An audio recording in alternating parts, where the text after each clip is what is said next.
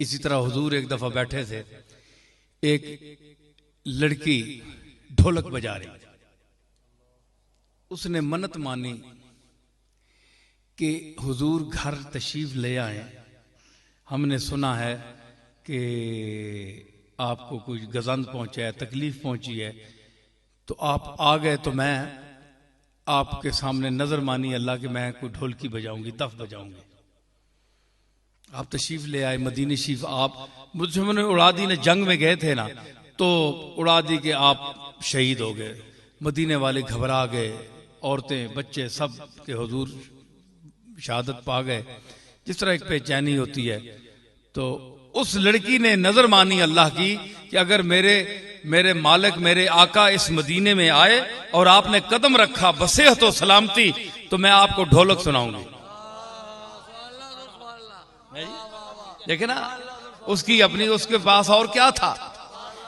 अज दिलो दी चे आवरम हदियाए रू नुमाए, तो अज दिलो दी हदिया रूनुमा उसको कहते हैं जब रात को किसी वक्त जब दुल्हन का घूंघट उठाया जाता है, तो उस वक्त दूल्हा जो उसे पेश करता है उसको हदिया रूनुमा कहते हैं फारसी में। शायर कहता है कि ए कमली वाले, मैं तेरे चेहरा मुस्तफाई से ये जो नकाब पड़ा हुआ है इसको उठाने में कौन सी चीज पेश करूं, तेरे चेहरे देखने का क्या चीज पेश करूं, दीन पेश करूं या दिल पेश करूं। अज दिलो दी चे आवरम हदियाए रू नुमाए, तो अज दिलो दी चे आवरम, अज दिलो दी चे आवरम हदियाए रू नुमाए, तो ऐ के बशान दिलबरी हर दो जहां फिदाए, तो ऐ के बशान दिलबरी हर दो जहां फिदाए, तो ऐ के बशान दिलबरी हर दो जहां। और नाथ खानो जिथे मैं छोड़ना पिया, हर दो जहां फिदा, तो ऐ के बशान।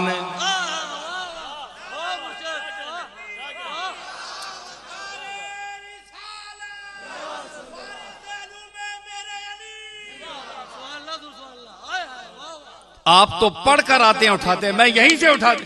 फिदा तो ऐ के बशान दिलबरी हर दो जहां, ऐ वो जात कि तू अपने हुस्न और जमाल की वजह से, शान दिलबरी की वजह से पूरे दोनों जहान तुझ पर कुर्बान हो।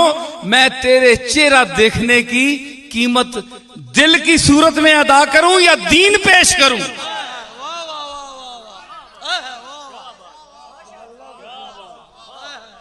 है जी, ये चीज है, ये मकाम है। तो उसने जब शुरू किया ना, तो उसने एक लड़की ने कहा, हम में एक ऐसी शख्सियत बैठी है जो कल की खबरें देती है, गैब की, कल आने वाला जो है। हुजूर ने फरमाया, खबरदार ये ना कहना, ये ना कहना, यानी कल की खबरें मैं नहीं देता, ये ना कहना, ये अच्छी बात नहीं। वो जानता है कल क्या होगा। अब यार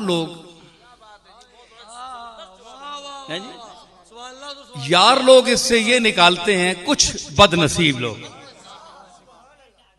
वो कहते हैं, जनाब देखो अगर नबी को पता होता तो उस लड़की को क्यों मना कर दिया आपने, कि कल की बात बताने वाला मैं नहीं हूं, अल्लाह जानता है कल क्या होगा, मुझे क्या पता है।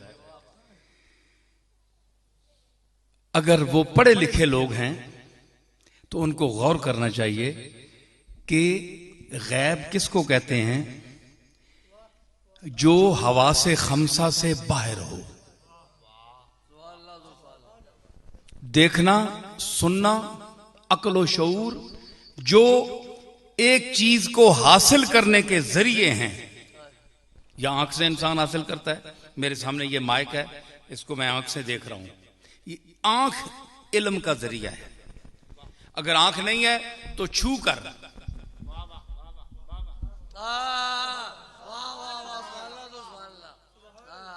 मिर्जा बेदिल कहता है, बेतमीजी तमीज हादारद कोर्रा मसे दस्तो पास निगाह।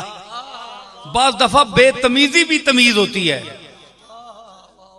बाज दफा बेतमीजी में तमीज होती है। अंधा आदमी आएगा तो वो आपको यूं हाथ मार कर पता चलाएगा कि आपका बाजू कहां है, आपका नाक कहां है, आपका सर कहां है, आपके कान कहां है। मारेगा बेतमीजी से हाथ, लेकिन तमीज इसी से हासिल होगी।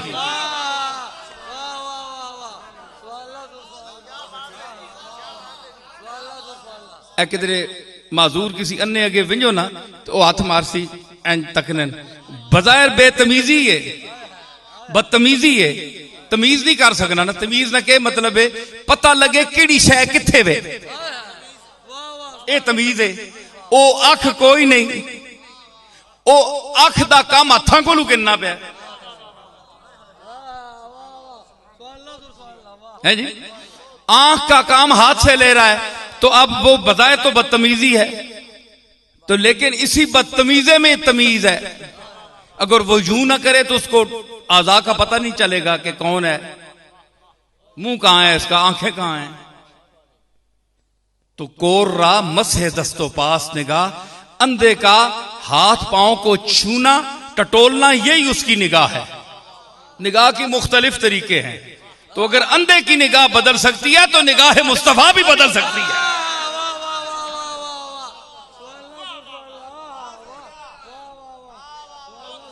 हुजूर के देखने के भी तरीके हैं। हुजूर ने फरमाया कि मैं जिस तरह तुम्हें सामने से देखता हूं इसी तरह पीछे से भी देखता हूं।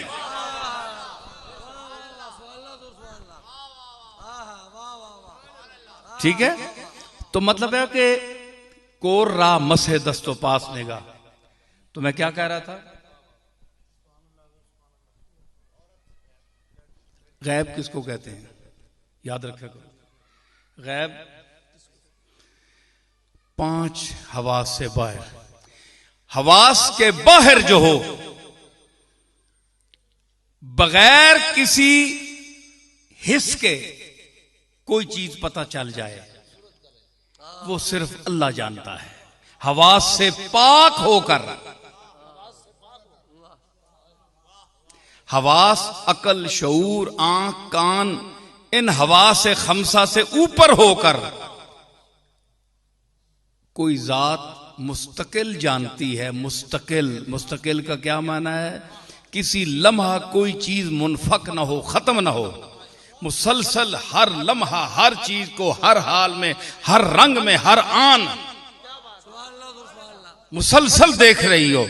अगर उसमें थोड़ी सी तब्दीली है, अगर मच्छर के पेट में दर्द हो गया है तो उसको शिफा देना, उसको दवाई पिलाना, उसको भेजना उस चीज की तरफ जिससे शिफा उसको हासिल हो जाए, वो उसके इल्म में है। वो पूरी कायनात की एक एक चीज के एक एक अमल को एक लम्हा में पूरी कायनात पर कंट्रोल और इहाता करने वाली जात सिर्फ अल्लाह की है।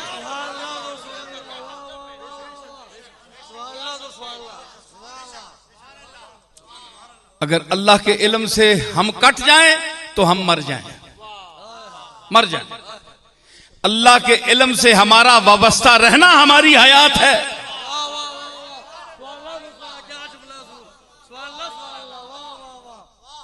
अल्लाह हवा से खमसा से ऊपर बेनियाज होकर पाक होकर जानता है सब कुछ। और इंसान फिर तबका अंबिया बिलखुसूस और अखस तरीन मकाम पर सैयदुल अंबिया, इन हवा से खमसा जाहिरी और हवा से खमसा बातनी 5 हवास बाहर के हैं, 5 हवास अंदर के हैं। इसी तरह अंदर के भी कान है, इसी तरह अंदर की भी आंख है, अंदर की भी गिरफ्त है। एक ज़ाहिरी गिरफ्त है, एक अंदर के हाथ हैं, वो भी पकड़ते हैं। वो हाथ नजर नहीं आते, लेकिन उसका काम दिखता है, काम किया हुआ नजर आता है। वो अल्लाह के मकबूलों का हाथ होता है, अंदर का हाथ होता है। मिर्जा बेदिल ने एक मकाम पर इन लोगों का जिक्र किया। वो कहता है कि उसका मफहूम ये है कि खुदा करे ये अल्लाह के मकबूल जिस मकाम पर होते हैं, अल्लाह जिसे चाहे मुंतखब फरमा ले। तो उसके लिए वो कहते हैं कि खुदा करे ऐ मेरे महबूब कि तेरी तबीयत पर किसी के खिलाफ बोझ ना आए।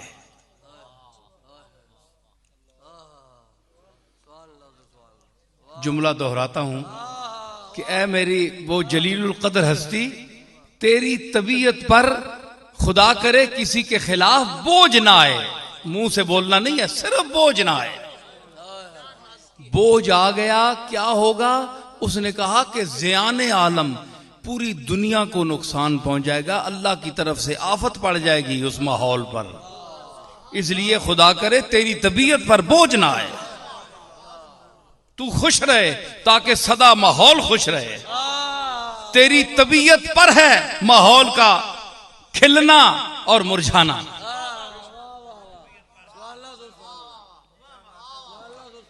तो ये अल्लाह के मकबूल होते हैं जिनका ताल्लुक, इसको कब्जो बस्त कहते हैं।